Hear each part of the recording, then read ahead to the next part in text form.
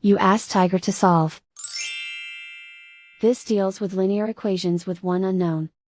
The final result is b equals -5/3. Let's solve it step by step. Simplify the expression.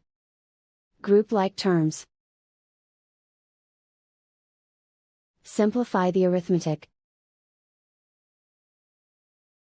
Isolate the b. Multiply both sides by b. Expand the parentheses. Simplify the arithmetic. Multiply by 0. Group all constants on the right side of the equation. Subtract 5 from both sides. Simplify the arithmetic.